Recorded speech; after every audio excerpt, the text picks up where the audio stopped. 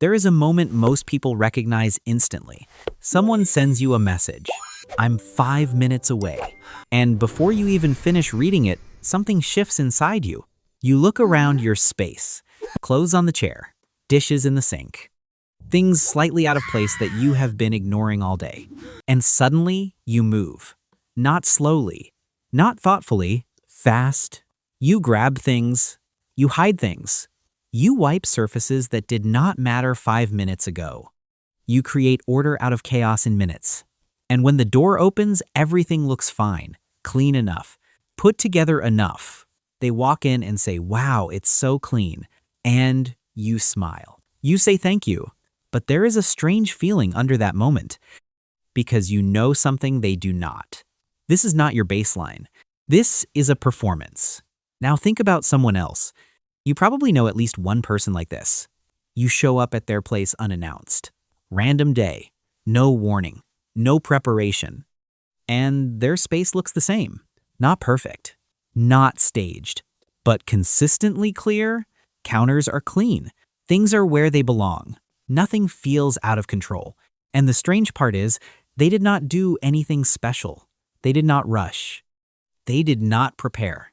This is just how they live. So the real question is not about cleaning. It is not about habits. It is not even about discipline.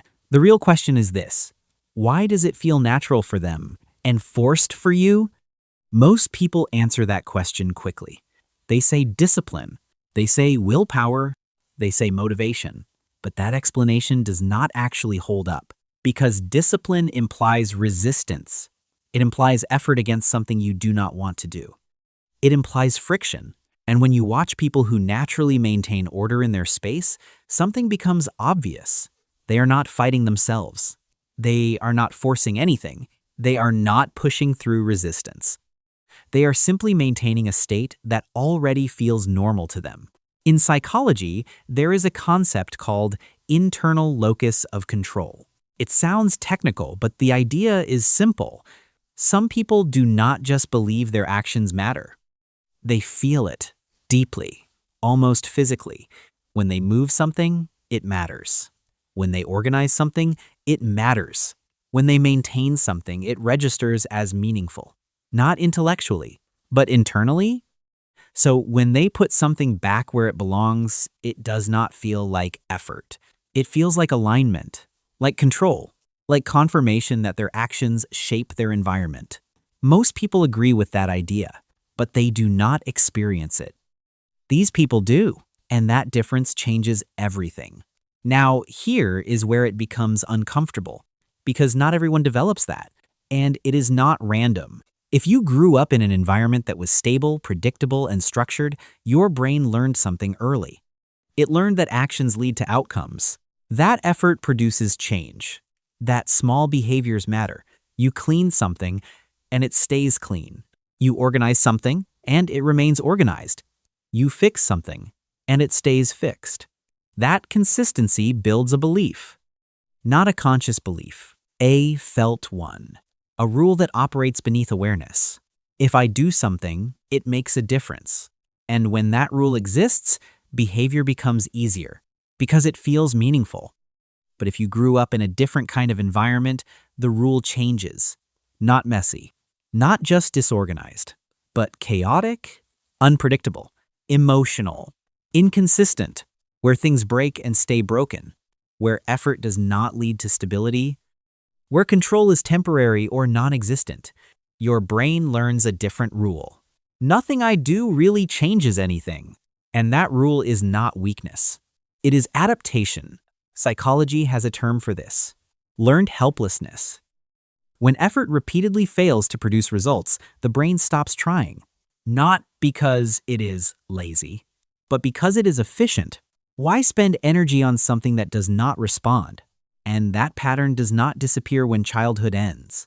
It follows you into adulthood, into your habits, into your space. It shows up in subtle ways, in the clothes that stay on the chair, in the small messes that never feel urgent, in the quiet acceptance of disorder, not because you prefer chaos, but because your brain does not fully believe effort will change it. And then there is a third pattern. This one is more confusing because from the outside it looks similar to discipline, but it is not. This is the person who cleans when they are overwhelmed, who reorganizes everything late at night, who suddenly needs everything to be perfect when something feels off. This is not maintenance.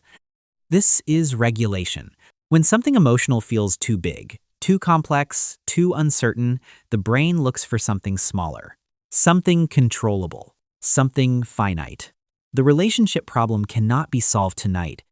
The emotional tension cannot be resolved quickly. The uncertainty cannot be eliminated. But the kitchen counter can. So the brain shifts focus, not to avoid action, but to redirect it. You clean. You organize. You fix something external. And for a moment, it works. You feel better, lighter, more in control, because your brain got what it needed. Completion. There is a term for this too. Displacement activity. You are not solving the real problem. You are moving the energy somewhere else. Somewhere simpler. Somewhere manageable. And that is why the relief never lasts. You clean for hours. Everything looks perfect. And for a short time, you feel calm. Then it comes back. Because the stress was not caused by the mess. The mess was just where it landed. Now look again at the first type. The people who maintain order without stress. They are not cleaning to feel better. They already feel stable. Cleaning is not a reaction. It is a baseline. It functions the way brushing your teeth does. You do not brush your teeth because you are in crisis. You do it because that is who you are. That difference sounds small, but it is not. It is everything. Because behavior does not come from systems. It comes from identity. You can create the perfect system. You can organize everything. You can follow every rule. But if your identity does not match the behavior, it will not last. It will fade, slowly, quietly, until you are back where you started, not because the system failed, but because it never aligned with who you believe you are. You are not failing the method. You are succeeding at being consistent with your identity. And this is where the real shift begins. Your environment is not random. It reflects something, not the version you show people, not the version you present online. The real version, the one that exists when no one is watching, on a random day, when you are tired, when you do not feel like doing anything. What does your space look like then? Because that space is honest. It shows your relationship with yourself. Do you maintain a baseline level of care? Or do you tolerate a level of disorder you have adapted to? Again, this is not judgment. It is information. There is research that supports this. Clutter increases cognitive load. It forces your brain to process more visual input, more unfinished signals, more background noise. And that consumes energy, quietly, constantly. People who keep their space clear often do not think about this consciously. They just notice a feeling. I feel better when things are in order. Over time, that feeling becomes preference. That preference becomes habit. That habit becomes identity. And once it becomes identity, it becomes automatic. Now, here is the important part. This is not fixed. You were not born one way or the other. Self-efficacy, the belief that your actions matter, is built not through big dramatic changes, but through small, consistent moments. You try something. It works a little. You adjust something. It improves slightly. You stay a little longer than you usually would, and nothing collapses. Those moments matter because your brain runs on evidence, not motivation, not positive thinking, evidence. Once your brain has enough evidence that your actions influence your environment, something shifts, quietly, but permanently. Problems stop feeling like threats. They start feeling like something you can enter, something you can explore, something you can change. And that is the real difference. Not that some people are better, not that some people are smarter, but that somewhere along the way they experienced enough moments that taught them something simple. Things respond to me, and once that becomes real, everything changes. Not outside, internally. You stop reacting immediately. You pause. You observe. You think, And then you act, not because you know exactly what to do, but because you trust that you can figure it out.